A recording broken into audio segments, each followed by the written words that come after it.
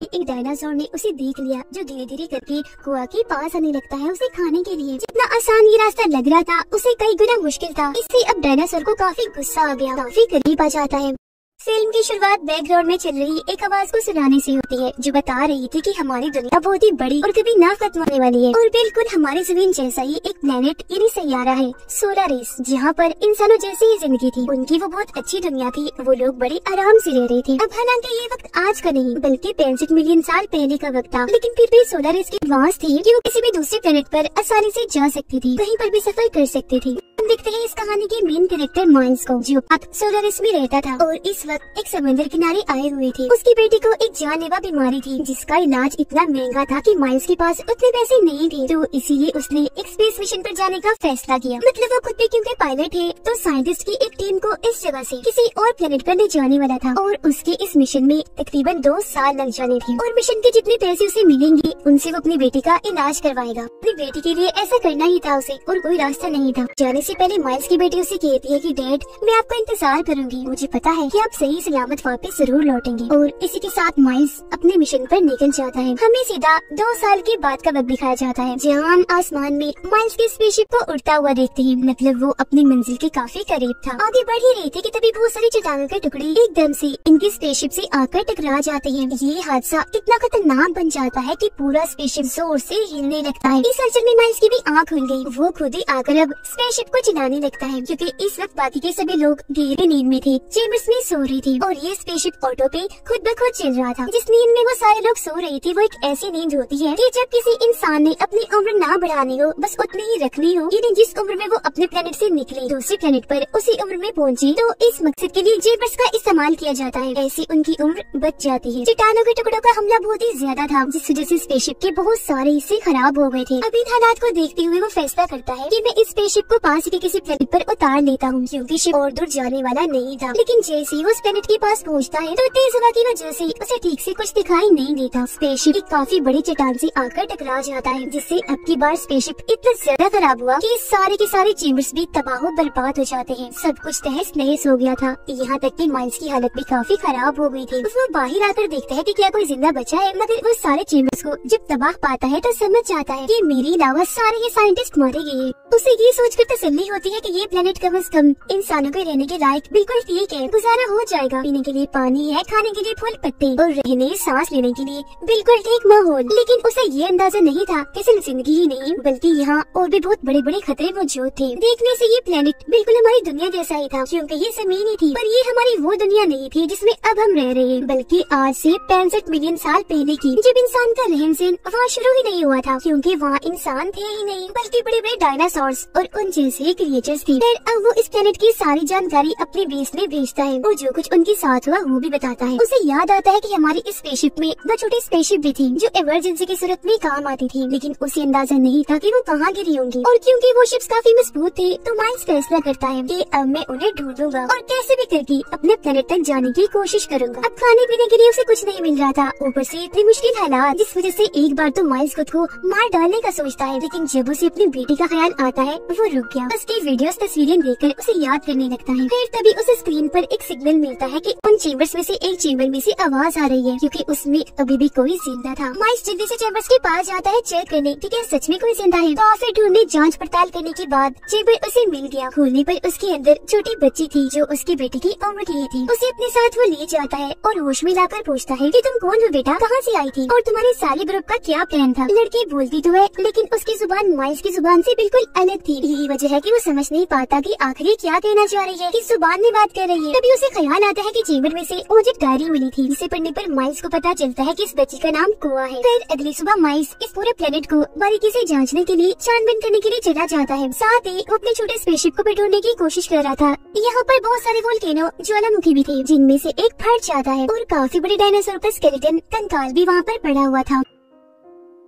Miles अब यहाँ अपनी हाई टेक्नोलॉजी वाली एक डिवाइस निकालता है जो GPS था, मतलब किसी भी चीज को ढूंढने का काम करता था। उसके जरिए माइल्स को पता चलता है कि उसका छोटा स्पेसशिप यहाँ से तकरीबन 15 किलोमीटर की दूरी पर एक पहाड़ पर गिरा है। आगे का रास्ता देखने के लिए वो जैसे ही झांकता है, डायनासोर का छोटा सा बच्चा उस पर हमला कर देता है। उसकी गर्दन से चिपक गया था, लेकिन माइल्स की किस्मत अच्छी थी, उसके पास इलेक्ट्रिक गन थी जो काफी एडवांस थी। डायनासोर के बच्चे को खुद से अलग करके पहले वो गन से मारता है, फिर एक ही बार के शॉट से जान से मार डालता है और अपनी जान बचाकर वापस बच्चे के पास आ गया। उसे इस सब के बारे में बताता है कि हमें जल्द से जल्द बीच का रास्ता पार करके वहाँ पहुँचना होगा ताकि यहाँ से निकल सके। लेकिन उसकी बात सुनकर कुआ समझाने की कोशिश करती है कि हम जिन चेम्बर्स में आए थे उनमें मेरे माँ बाप भी थे और उनको लिए बगैर मैं कहीं नहीं जाऊंगी। पर माइल्स को ये बात पता थी कि वो सारे चेम्बर्स क्योंकि तबाह हो गई है तो अब कोई भी नहीं बचा। बच्चे से ये बात वो छुपाकर वैसे उसे समझाता है, पर कुआ कुछ सुनने को तैयार ही नहीं थी। तो माइल्स उसे झूठ बोल देता है कि तुम्हारे मॉम डैड भी उस पहाड़ पर ही है, तो अब चलो मेरे साथ जल्द से जल्द उस पहाड़ी पर हमें पहुँचना है। जिसके लिए वो मान गई और अभी लोग अपनी पूरी तैयारी करके निकल जाते हैं, अपनी मंजिल तक पहुँचने की कोशिश करती है। लेकिन जितना आसान ये रास्ता लग रहा था उसे कई गुना मुश्किल था,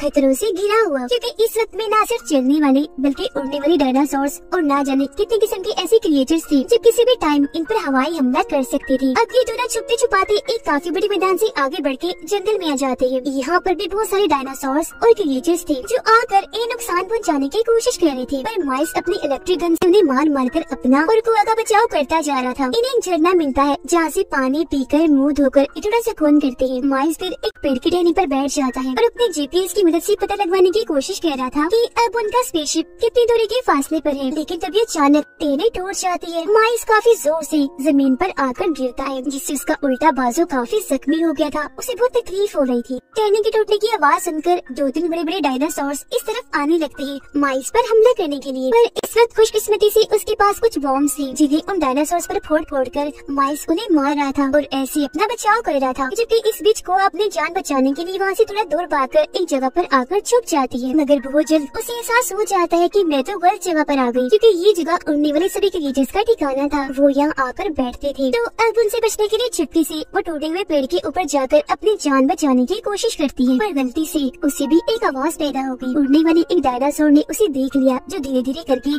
कुआ के पास आने लगता है उसे खाने के लिए। वो काफी डरी हुई थी क्योंकि बच निकलने का कोई रास्ता नहीं था। डायनासोर काफी करीब आ गया था और फिर एकदम से हमला करके उसके टुकड़े पकड़ लेता है और खींचकर कुआ को अपने साथ ले जाने लगा। ये चीज माइल्स ने देख ली और डायनासोर का पीछा करता है और आखिरकार अपनी गन से शूट करके कुआ की जान बचा ही लेता है। वो काफी डरी सहमी थी, हालत भी उसकी ठीक नहीं थी, इसलिए माइल्स उसे अपनी पीठ पर उठाकर पहाड़ की तरफ जाने लगता है, क्योंकि उसे कुआ में कहीं न कहीं अपनी बेटी नजर आ रही थी जिसे 2 साल पहले वो अपने प्लेनेट पर छोड़ आया था। सफर करते करते उन्हें शाम हो गई। ऐसे मैदानों में घूमने से खतरा था, तो ये लोग अभी केव गार में जाकर रात वहीं गुजारने का फैसला करते हैं। यहाँ पर माइल्स दोबारा से अपना GPS चेक करता है कि अब शिप से उनकी दूरी कितनी है, पर जो चीज माइल्स को पता चली वो जानकर तो उसके होश ही उड़ जाते हैं। दरअसल जो चट्टानों के टुकड़े माइल्स के स्पेसशिप से आकर टकराए थे वो अब यहाँ जमीन पर भी आकर गिरने वाले थे, जिससे होगा ये कि सारे डायनासोर्स का खात्मा हो जाएगा, वो राख बन जाएंगे। वो सारी बात समझ गया और इस बारे में कुआ को भी बताता है। पर अगली सुबह जब ये वहाँ से निकलने ही लगी थी, एक बड़ा सा डायनासोर आकर इन पर हमला कर देता है। उससे बचने के लिए ये केव के और अंदर आ जाते हैं। इन्हें वहाँ छोटी सी सुरंग मिलती है जिसका साइज काफी छोटा सा था। माइल्स वहाँ बॉम्ब से धमाका करता है, इससे सुरंग का साइज थोड़ा सा बड़ा हुआ, बस इतना ही कि इसमें से कुआ तो गुजर सकती थी पर माइल्स नहीं। और वो तो गुजर जाती है लेकिन माइल्स पीछे ही रह जाता है, जिस पर एकदम वो डायनासोर हमला कर देता है। पर माइल्स की इलेक्ट्रिक गन जो लोड थी उससे कई बार डायनासोर को शूट करके वो अपनी जान बचा लेता है और जैसी तैसी सुरंग से बाहर आ गया था। लेकिन बाहर आकर उसे कुआ कहीं भी दिखाई नहीं देती।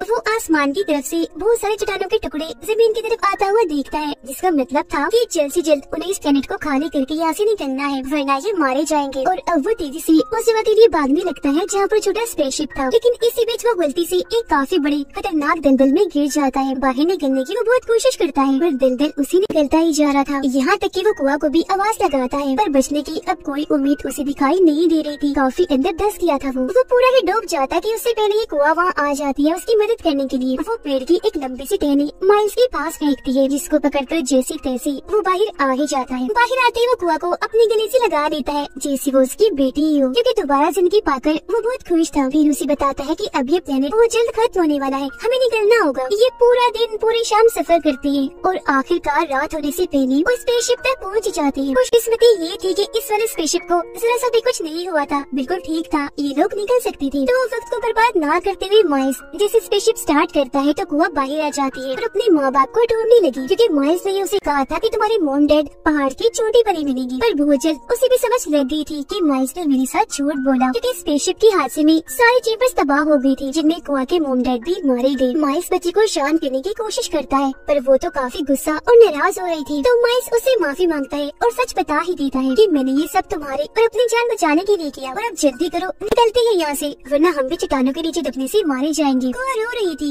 अब उसका भरोसा जीतने के लिए माइल्स उसे अपनी बेटी की तस्वीर दिखाता है और बताता है कि 2 साल पहले मैं इस स्पेस मिशन पर इसीलिए निकला ताकि कमाए गए पैसों से अपनी बेटी का इलाज करवा सको। उसे जानलेवा बीमारी है और अब अगर मैं टाइम पर ना पहुँच सका तो बच नहीं पाएगी। कुआ को प्यार इसलिए दे रहा था क्योंकि उसे उसमें अपनी बेटी ही दिख रही थी, तो वो कैसे भी करके उसकी जान बचाना चाहता था। यहाँ से निकाल कर कुआ उसकी बातें सुनकर जज्बाती हो जाती है और गले से लगकर रोने लग जाती है, और अभी दोनों जल्दी से जाकर स्पेसशिप में बैठ जाते हैं। लेकिन इससे पहले वो यहाँ से निकलते ही चट्टानों के टुकड़ों का हमला हो गया, और ये हमला ही काफी नहीं था क्योंकि 2 और बड़े बड़े डायनासोर्स ने इन्हें देख लिया था, जो भी आकर इनके स्पेसशिप पर हमला करके रोकने की कोशिश करते हैं। अब माइल्स जानता था कि अगर हम यही रुके रहे तो ये डायनासोर हम पर हमला करके दोनों को ही खा जाएंगे, इसीलिए वो साइड पर भागकर डायनासोर का ध्यान अपनी तरफ करता है ताकि कुआ की जान बच सके। एक डायनासोर जैसे इसकी तरफ आता है, माइल्स अपनी इलेक्ट्रिक गन से शूट करके उसे मार गिराता है, पर वो जानता था कि एक और डायनासोर अभी जिंदा है। वो तेजी से उसकी तरफ बढ़ता है। माइल्स को भी लगता है कि अब ये मुझे मार ही देगा, क्योंकि उसकी गन दोबारा से लोड नहीं हो रही थी, बैटरी लो थी। डायनासोर भी उसके काफी करीब आ गया था, पर इसी बीच स्पेसशिप में बैठी कुआ अपना दिमाग चलाती है। डायनासोर का ध्यान भटकाने के लिए एक वीडियो चला देती है। वो जैसे वहाँ से जाता है, माइल्स को मौका मिल गया था वहाँ से भागने का, लेकिन जब डायनासोर को कुछ नहीं मिला खाने को, वो दोबारा से माइल्स के पीछे पड़ जाता है, और इसी के साथ इस प्लेनेट की तबाही भी आ चुकी थी, क्योंकि यहाँ की सारी वोल्केनो फट रही थी, ऊपर से चट्टानों के टुकड़े भी गिर रही थी। डायनासोर लगातार उसका पीछा ही किए जा रहा था। माइल्स को कुछ समझ नहीं आती कि आखिर इसे छुटकारा कैसे हासिल किया जाए। तभी उसे एक आइडिया आता है। जमीन से फटने वाले वोल्केनोज के पास वो भागना शुरू कर देता है, और